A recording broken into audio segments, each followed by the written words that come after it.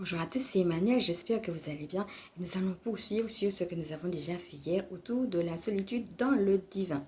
Donc voilà, je me sens seule, mais comment je peux vivre cette réalité-là dans le divin pour que ce soit plus doux, plus facile à porter. Donc si jamais vous me prenez en cours, sachez qu'on a déjà commencé une vidéo dessus hier que je vous laisse regarder.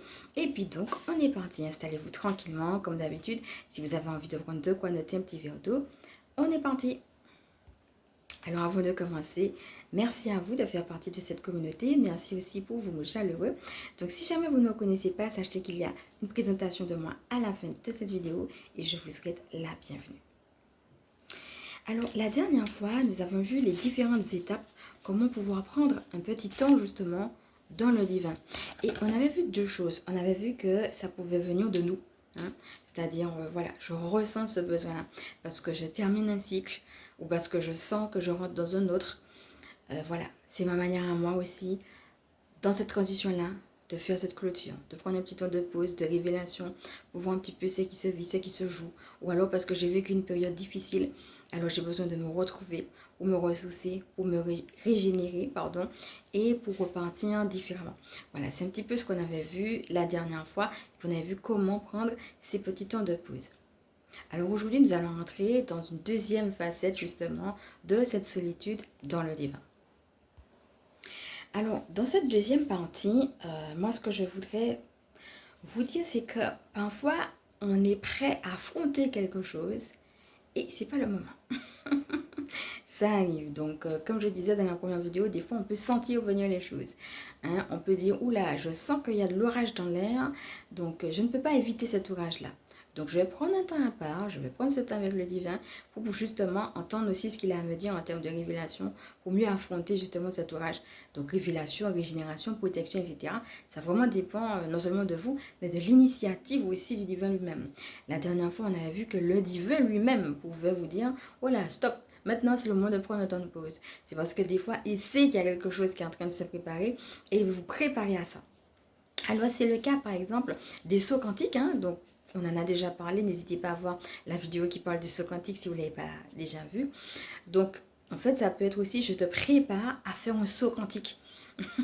Donc, voilà, il y a des... Vous sentez peut-être que votre corps a besoin de ralentir, que vous avez moins envie de faire certaines choses, peut-être changer votre emploi du temps, rester plus en prière, etc. C'est parce qu'il y a quelque chose de particulier qui est en train de se jouer et le divin le sait, donc il vous prépare à ça. Voilà, ça peut être aussi quelque chose, mais ça peut être aussi, eh bien, que le divin sait qu'il y a quelque chose de houleux à venir et donc il vous met à part pour justement que vous soyez prêts à entendre et à vivre bien, ce qui va se vivre pour la suite. Donc, comme je disais, ça peut être également bien, une initiative du divin lui-même. Alors ici, on va parler du fait que des fois, on se sent prêt et puis qu'on ne l'est pas. Et dans ce cas précis, ça va être encore l'initiative du divin qui va te dire, oula, tu penses que tu es prêt, mais il y a quand même des choses que tu ne sais pas. Je voudrais que tu prennes un temps à part, un temps de recul, parce que moi, j'ai des indications à te donner, j'ai des révélations à te faire, etc. Tu n'as pas encore tous les éléments, voyez. Et donc, dans ce cas-là, même quand vous vous apprêtez à faire quelque chose, eh bien, vous pouvez ressentir que il y a quelque chose qui m'échappe là. Peut-être c'est pas le moment, ou peut-être, bref, il y a un truc là. Je sais pas exactement quoi, mais il me semble qu'il faut que je prenne ce temps à part. Détectez les moments comme ceux-là et puis prenez ce temps à part. Donc là, j'ai noté un exemple particulier pour étayer mon propos. Il s'agit de Élie le Tishbite. Donc voilà, je ne vais pas m'attarder dessus. La vidéo ne va pas parler à proprement, ça ne va pas porter et bien sûr l'histoire de Élie le Tishbite. Je vais vraiment vous laisser faire vos propres recherches dessus. C'est une histoire qu'on retrouve bien dans la Bible. Par contre, ce qui va nous intéresser, c'est ce qu'il s'apprête à faire. À un moment donné, donc je vais quand même placer un contexte. Eh bien, c'est quelque chose que vous allez trouver dans l'Ancien Testament. Il y avait ce qu'on appelait les prophètes, c'est-à-dire des gens qui priaient et qui avaient justement des révélations que leur donnait bien, le divin. Donc, dans l'Ancien Testament, on les appelait les prophètes de Yahweh, sauf qu'il n'y avait pas que eux.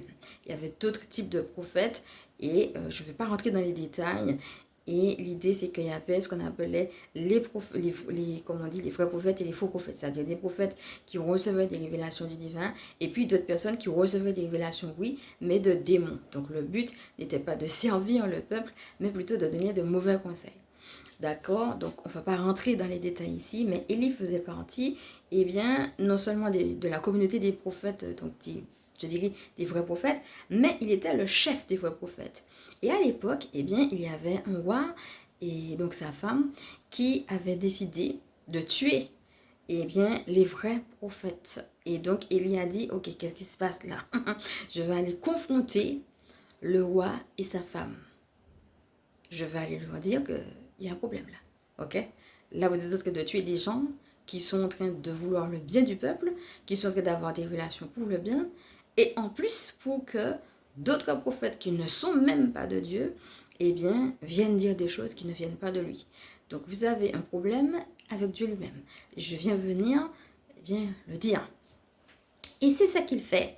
Donc, il déambule dans la cour du roi, et il met le roi et la reine face à leurs responsabilités en leur disant, vous aurez affaire à Dieu là pour ce que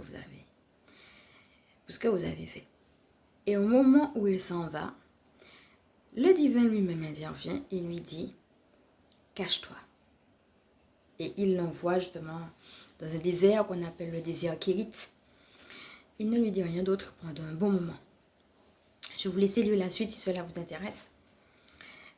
Mais déjà dans cette histoire, on voit que Élie, il est rebellé par ce qui se fait et vu le contexte, ben il y a de quoi.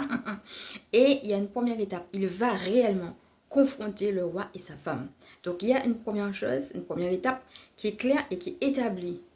Pourtant, alors qu'il est prêt à aller plus loin, Dieu lui-même, il est sur une lancée du divin, mais Dieu lui-même intervient, lui dit, cache-toi. Il va devoir prendre justement ce temps à part, et là de manière très physique, très concrète, hein, puisqu'on va l'envoyer dans un désert, etc. Et là, il y a encore l'histoire qui continue. Et donc, cet exemple nous montre comment, des fois, même quand on est sur une lancée, même quand ça vient de Dieu lui-même, et même quand on a toutes les raisons de le faire, il est possible que Dieu t'ait donné une première étape, et puis que, alors même que tu es sur la lancée, il te dit, cache-toi. Alors, vous voyez, le cache-toi, il ne va pas forcément vous dire cache-toi comme ça, mais ça peut vouloir dire, vous voyez, c'est à vous de ressentir. Peut-être votre corps, comme je disais tout à l'heure, va vous donner des signes que, je ne sais pas pourquoi, j'ai envie de prendre un temps à part, là, voilà, je suis plus fatiguée, j'ai plus envie de rester méditer. Vous voyez, ça peut être une vision, ça peut être aussi un ressenti du corps, ça peut être, peu importe la forme que ça prend, mais l'idée que, allons ralentir et puis allons prendre ce temps à part. Il y a peut-être des éléments, de l'information que tu n'as pas. Et c'est justement, alors, des fois, comme on a dit dans la première vidéo, ben, c'est l'occasion peut-être d'avoir des révélations. Mais ça peut être aussi tout simplement te préparer. Des fois, tu ne ressens rien, mais tu reçois des énergies. Et ces énergies te préparent à la suite. Alors regarde comment et tout cela est venu te parler. N'hésite pas à me dire en commentaire ce que tu en as pensé. Comment tu vis ces temps-là? Est-ce que tu as déjà vécu des temps de solitude? Est-ce que tu t'es retrouvé peut-être dans mon histoire? Ou bien peut-être est-ce que tu as l'habitude aussi de faire ces temps-là régulièrement? Voilà, tu peux aussi prendre cet espace d'expression. Ça me fera toujours plaisir de te lire. Donc voilà, cette vidéo est maintenant terminée. Je vais t'inviter à respirer. Alors restez bien avec moi parce que nous avons, si vous ne le savez pas, une offre pour la Black Friday. Donc restez avec moi jusqu'au bout. On va d'abord respirer et puis je passe à ma présentation et puis on va parler des annonces. C'est parti.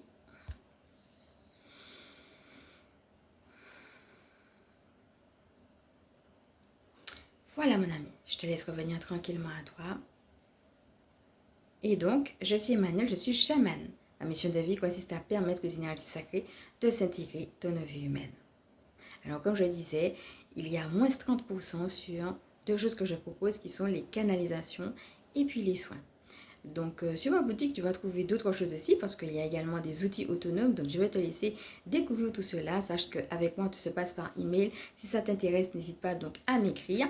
Donc il y a les canalisations qui vont être plus pour t'aider à te positionner si tu te sens perdu et que tu ne sais pas où est-ce que tu en es, soit de manière générale ou soit par rapport à une situation précise. Et puis les soins, c'est plutôt en effet pour permettre, c'est un soin, hein, donc en fait ce sont les énergies qui passent, ton équipe du ciel, comme j'aime le dire, qui passe et qui justement, eh bien, te donne les énergies dont tu as besoin pour pouvoir justement, eh bien, faire autre chose. Alors ça peut te booster, t'encourager, etc. Débloquer des choses dans ta vie, peu importe. En tout cas, il passe pour te donner les énergies dont tu as besoin sur le moment. Ça peut être une bonne manière de cultiver sa vie spirituelle, ou alors ça peut être au moment où on se sent un peu à plat, ou quand on a vécu quelque chose de difficile ou autre, eh bien, s'offrir justement ce soin pour, de point de vue spirituel, repartir plus fort. Donc voilà, c'est pour l'explication sur les canalisations. Donc les canalisations personnalisées et puis les soins personnalisés. Donc si jamais cela t'intéresse, sache que jusqu'à lundi prochain, donc jusqu'au lundi 1er décembre, il y a moins 50% sur, et bien cela, les canalisations et les soins. Et puis je te laisse découvrir donc les outils autonomes. Tu vas en trouver sur le stress. Tu vas aussi en trouver sur le EFT, activer les énergies du miracle. Et puis, tu vas également trouver une belle petite trousse que tu peux prendre soit à l'unité ou bien soit ensemble, le pack, et bien pour justement t'aider à faire des enseignements sur des thèmes variés que je vais te laisser découvrir pour cultiver ta spiritualité. Donc voilà, pour ceux et celles que ça intéresse, je vous attends de l'autre côté dans votre boîte mail. En tout cas, j'espère que tout cela vous a plu et comme d'habitude, avant de nous quitter, je vais vous inviter à liker et puis si vous pensez que ça peut aider d'autres, n'hésitez pas à partager cette vidéo, à vous abonner. Je vous fais de gros bisous et puis à bientôt.